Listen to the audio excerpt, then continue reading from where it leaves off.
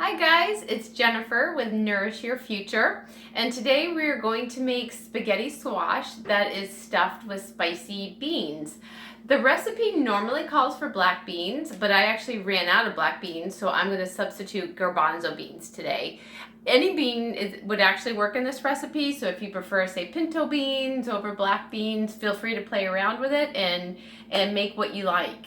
So if we come over here, you're going to see I already sliced up my squash. I sliced it in half. I'm going to cook it at 375 for about 30 to 35 minutes.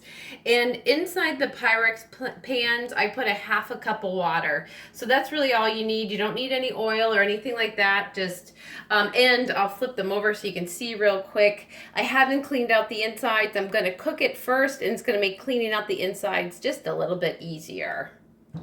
So I'm going to go ahead and put my spaghetti squash inside my oven. And then my next step is going to be to start to cook the ingredients that I'm going to stuff the spaghetti squash with. So I'm going to saute everything. I'm going to turn my stove on to about medium heat. I'm going to put it at about 6. And then everybody that's watched my videos, you guys all know I love the low sodium vegetable broth for sauteing in. So I'm going to use that. And I'm cooking here today in what's called a green pan. I really, really like this pan. When it comes to oil-free cooking, it's you kind of need something that's non-stick. If you have something that isn't non-stick, it's really hard to do oil-free cooking. But at the same time, I didn't want the traditional non-stick pans that have the coating on them that can be kind of unhealthy as well. They're very controversial about being carcinogenic. And so anyway, the green pan is a ceramic non-stick pan. And I bought this pan probably 6 months ago, and I've been super, super thrilled with it. And that's Emma Thurman, my chocolate lab, who has decided to start barking here in the middle of the video. So she'll probably make an appearance from time to time as well. So the next step is I'm going to saute up my onions and my green pepper. So I have sliced up or chopped up onions here. I have a green bell pepper, and you'll see right here I also have a cut up jalapeno pepper. I de-seeded my jalapeno pepper because I don't like things super, super spicy. But according to how spicy you want something, go ahead and leave some of the seeds in or take some of the seeds out. It's kind of your call, but the seeds are going to create heat. So if you don't like things super spicy, go ahead and take the seeds out. And I'm going to put all 3 of these into the pan at the same time, and I'm going to saute them along with my cumin until everything gets nice and soft. And so usually I end up sauteing for somewhere between 5 to 10 minutes. So I'm going to go ahead and just mix everything in there together. See those beautiful green colors? I love the green colors of a bell pepper. And then I'm also going to grab my cumin, and I'm going to add a heaping teaspoon of cumin. If you don't like cumin, or if you're somebody that you don't like things with the kind of the cumin flavor, you can feel free to do a little bit less cumin. I happen to really like it, so I think it gives things a nice flavor, especially when you're making something nice and spicy. So now I'm going to just mix my cumin into my mixture here. And then I'm going to put my lid on top, and I'm going to let it cook for 5 to 10 minutes, just depending on how long it takes for everything to get soft.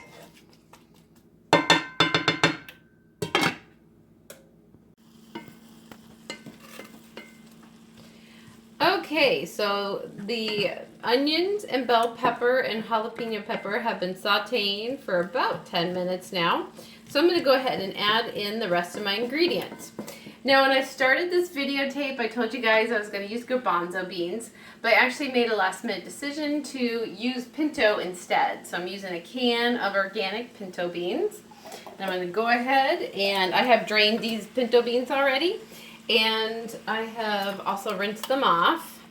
So I'm going to go ahead and just add the whole can into the mixture. I actually decided I was going to use the garbanzo beans for a different recipe, so that's why I made a last minute decision. So I'm going to mix in all of my beans here. Get them mixed in with the whole mixture.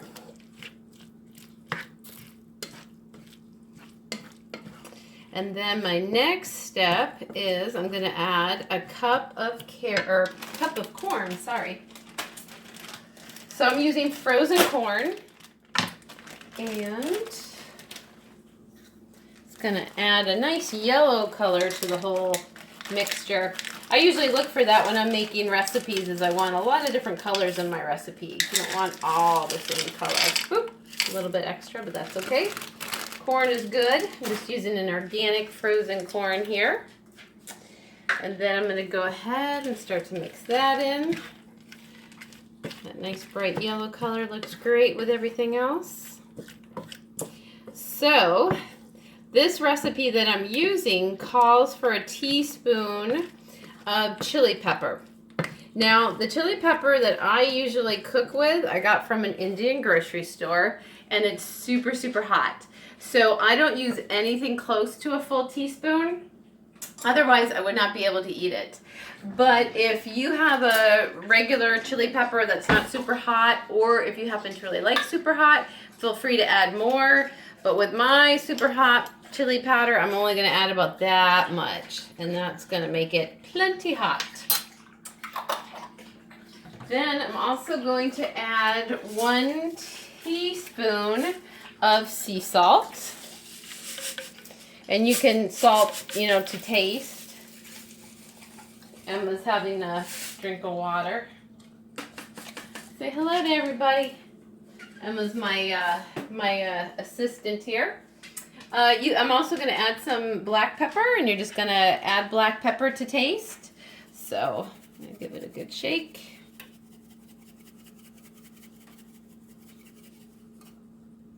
And then my last step is I am going to add some lime juice. So I've got a fresh squeezed lime here, and I'm just going to go ahead and just squeeze it right over top. Lime juice, the acid in it goes really, really well when you've made a nice hot spicy dish. Do this other piece as well.